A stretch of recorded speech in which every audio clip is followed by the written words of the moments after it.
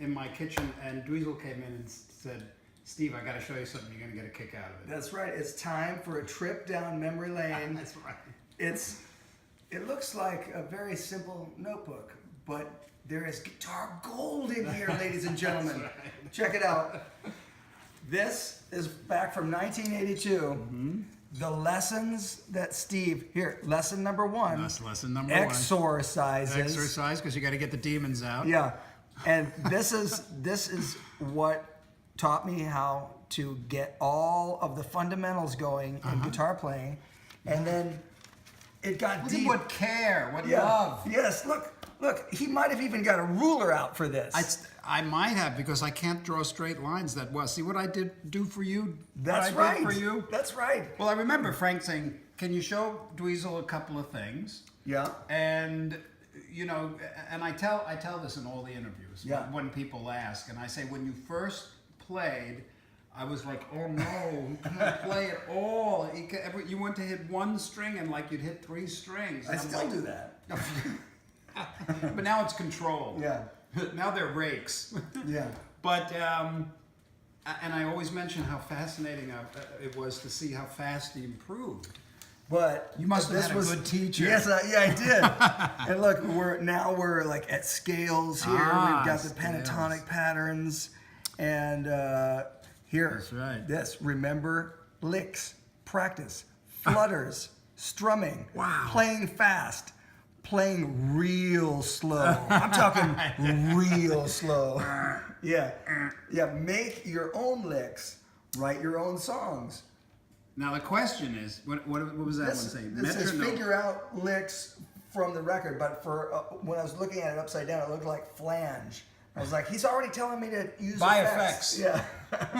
Yeah. Now, did you do these?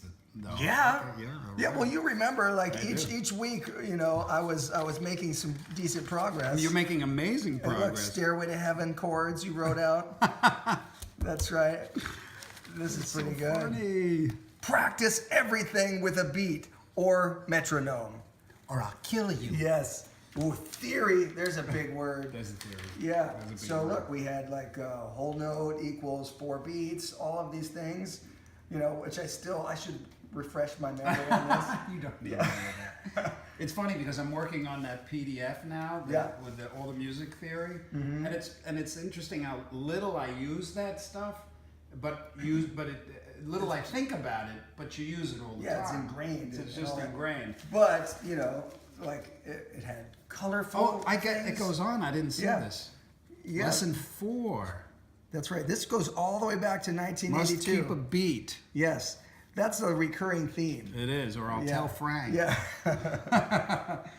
Well, it was, you know why? Because I was learning back then how to like actually play in time. Because I had never really focused on like locking, really locking, until I was working with Frank. And I kept, he was recording me, and I kept being able to do all this complicated stuff. Yeah. But I couldn't do like the simple locking stuff. I have the same problem. Well, he gave me, do you remember Gwendol? Yeah, the drum machine. The drum machine, the Lynn drum machine. He gave me that to use, and I just meditated on like just getting right, burying the click. Yeah. So when I finally discovered it, then I was you were passing on the info. Passing it on. Yes. What else you got in here? Oh my gosh, it keeps going. Yeah. The major scale.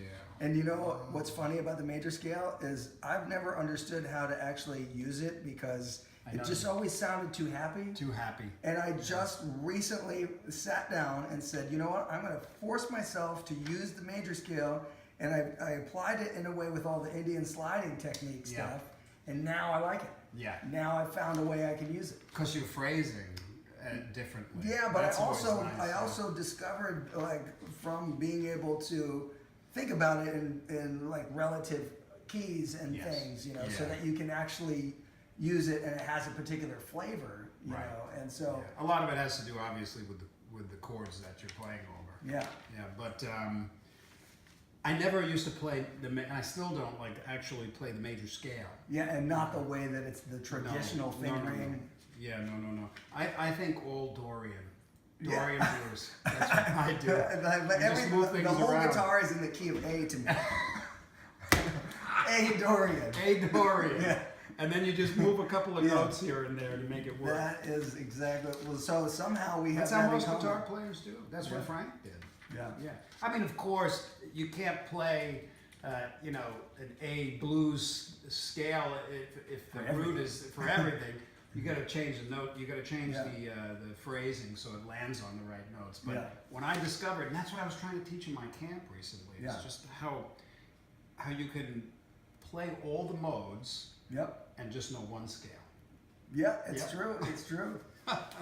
Cheater. But this was the beginning of it all. Look, this was the beginning. This is Randy Rhoads, Revelation Mother Earth. Oh wow!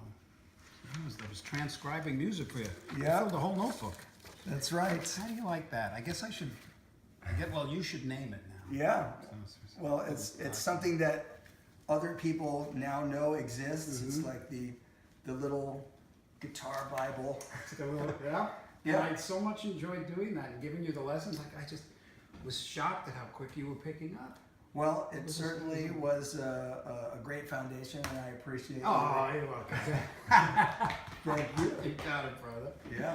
You know, I have Joe Satriani's lessons that I got that he gave me when I was 12. That's because you hilarious. were 12, right? 12, yeah. 12 years old. How It's old a was thing. I? 22. I know it's a thing. Yeah. Yeah. That's so crazy. You did good, my boy. I appreciate it. Thank you so much. Yes. Right on. And thanks to Pia for helping us reminisce. That's right. No problem. Giving us a nostalgic hurry.